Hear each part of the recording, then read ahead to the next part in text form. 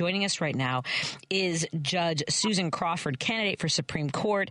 Judge, thank you so much, first of all. Hi, how are you doing? How are you doing, Your Honor? I'm doing great. How are you? I'm okay. We're heading into an inauguration that I'm not going to pretend it's not happening. I wish, like John Fugelsang says, I wish it would just happen today because this in-between time is frustrating.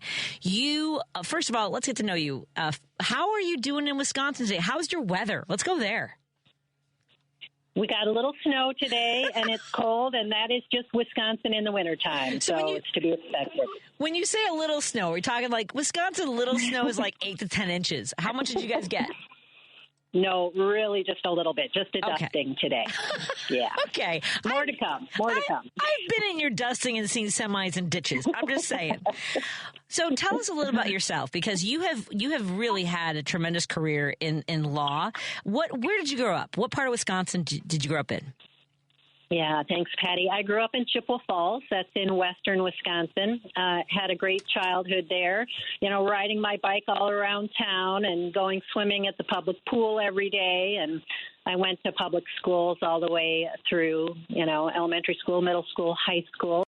Graduated from Chi High, which is what we call the Chippewa Falls Senior High School there. And, just had a great Wisconsin childhood. And did you want to be a lawyer or even a judge when you were a kid? Because I wanted to be a lawyer around in high school or so. It didn't happen. I didn't pursue that. But when did you know? Being a lawyer was really not on my radar at all as a kid. I didn't know any lawyers. I didn't know any judges. So it just wasn't something I, even could have thought about, I think, at the time. I really wanted to be a teacher when I was a kid. And, I was a big reader and, a good student. And so that was really my goal when I was a kid growing up in high school. So law came quite a bit later on, after I had graduated from college, and I actually tried out graduate school for a while in English, which is what I majored in college, and then decided I really wanted to do something where I could help solve problems in our society and just be a lot more actively engaged in, the issues that really affect people's lives. So I started law school, and I went to the University of Iowa for law school, which at the time was the most financially viable option for me. Got a great legal education there, and eventually found myself at the Wisconsin Department of Justice as a prosecutor, and that's where I started my legal career in Wisconsin. When you say you wanted to solve problems, because people think, and by the way, folks, a degree in the liberal arts is such a really great starting point for everybody. I can't begin to tell you, and unless you're want to be a doctor, want to be an engineer, obviously a different direction. But for people like you and me, I have a degree in history, and that's also a jumping off point for a lot of lawyers, philosophy, all those things. And when you mentioned you wanted to solve problems, that comes from, wanting to, read and understand stories. When we see, we learn about those problems, don't we? About in society, in relationships, don't we? Yeah, absolutely. And, I think some of it was born from experiences that I had growing up. And, my dad was laid off from his job. He was an engineer, was laid off when I was in high school. And, my family went through a lot of really difficult times financially. My mom worked as a clerk at a office supply store. And so, for a while, that's what my family was surviving on. And as a result, I financed my own college education. I was really lucky to go to a college that offered me a lot of financial support and scholarships and things like that. But, going through some of that and seeing the struggles that my family went through. And I also had a younger sister who was born with a lot of medical issues and had some special needs. And seeing my family, really struggle to get her the care that she needed. Those were things that really shaped my those are part of my life experiences that really shaped my values and made me want to give back and contribute to our community and make sure that people have what they need to live a good life and achieve the American dream. Wow. Well, Susan, I was going to go door knocking for you regardless, coming up in the next few months. I have a beautiful boy who has significant challenges and has special needs. Knowing that we might be able to elect a justice on the Supreme Court of Wisconsin who gets it, who's a sibling, because your parents had to have managed, that, I guess you would say thread that needle of making sure that your sister had everything she needed, as well as making sure you were supported in every way possible, and clearly they did, and you found that way. So it informs everything. So tell us a little bit about, the path from being a prosecutor, working in state agencies, being an attorney, and becoming a judge and being on that bench. Yeah, well, thank you, Patti. So, I've always looked for the opportunities during, my whole career where I could use my experience and my skills and my education to make life better for people. And, all the time that I've been working in Wisconsin to try to protect people's rights and make sure that the promises that are made to people in our Constitution and in Wisconsin law are actually delivered to people. So as I said, I started out as a prosecutor at the Wisconsin Department of Justice. I was handling cases both in the trial courts. I worked in healthcare fraud, prosecuting people who were stealing money from the state Medicaid program, which is intended to provide health care to poor people. And also worked in the appellate courts, so that's the Wisconsin Supreme Court and Court of Appeals, handling felony cases to make sure that people who had harmed the community were held accountable, and that crime victims were protected, and that our communities were kept safe. So I first argued in front of the Wisconsin Supreme Court in 1998. And as a prosecutor, I always looked at my job as all those things, protecting our community and protecting crime victims, but also doing justice. And because I was involved at a point in the process that was really all about developing the law and making sure that Supreme Court decisions in criminal cases gave good guidance and direction to prosecutors and defense attorneys and law enforcement. I always had to look at the bigger picture about what was needed to do justice. But then after that, I served in Governor Jim Doyle's administration, helping lead state agencies. I was chief legal counsel in the governor's office. And then after that, I was in private practice, protecting the rights of ordinary Wisconsinites in our courts. Absolutely remarkable. It's as a commentator, my role is to just share my thoughts on and my perspective on things. And again, as I mentioned, your experiences as a sibling of a special needs child and an adult. I also have to tell you that I'm a homicide survivor. I'm a sexual violence survivor and a domestic violence survivor. So the work that you have done and that you want to promote that work and make sure that people know that you are there for the justice. And here's the thing: we know that the crime that happens, there's also another side to that, an issue that comes from the inequities in our society.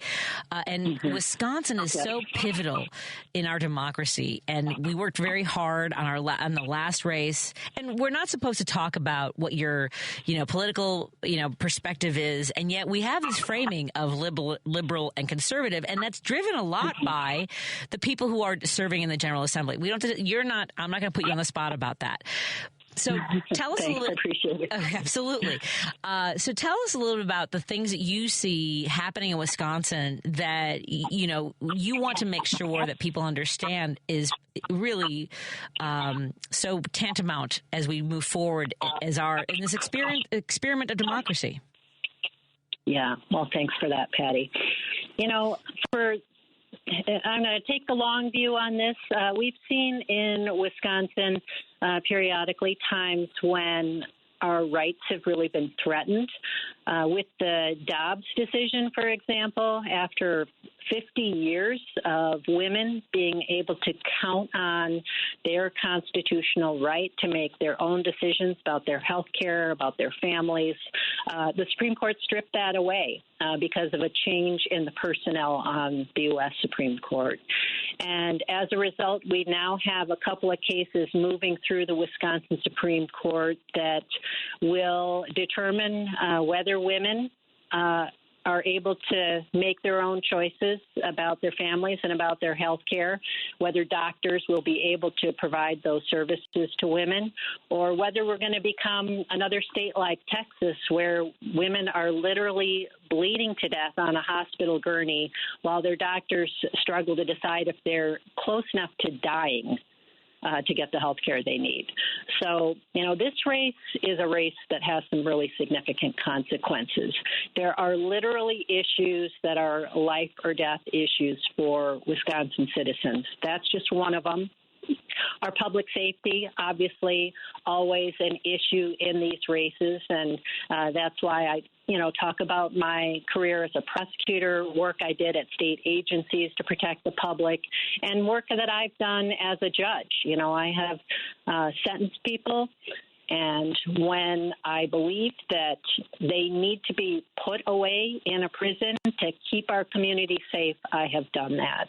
And I also want to just thank you, Patti, for talking publicly about your history as a survivor of domestic violence and all those other things you mentioned, because I think it's really important for people to hear about those life experiences and understand what's at stake. That really helps to put some facts on the ground when it comes to public safety. And I haven't really talked about my opponent in this race yet, Patti, but Brad Schimmel has, his record on public safety is unfortunately a really weak one. He served as our state attorney general, top lawyer in the state, had a responsibility at the Wisconsin Department of Justice to make sure that sexual assault kits, that is evidence that is taken from the body of a crime victim, because when it's a sexual assault, the scene of the crime is the person's body, and that evidence is gathered by a nurse and put into a kit for safekeeping so that it can be tested. DNA testing can be done so that the perpetrator can be found and prosecuted. Well, Brad Schimmel had a backlog of 6,000 of those cases and failed to get them tested.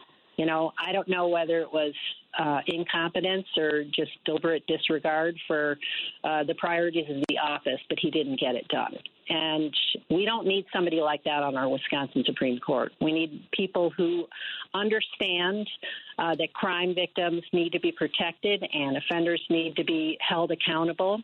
And that's one of the many reasons that I'm running this race. I couldn't be more grateful for your candidacy in this race. Again, we are talking to Judge Susan Crawford, candidate for the Wisconsin Supreme Court. You can go to crawfordforwi.com.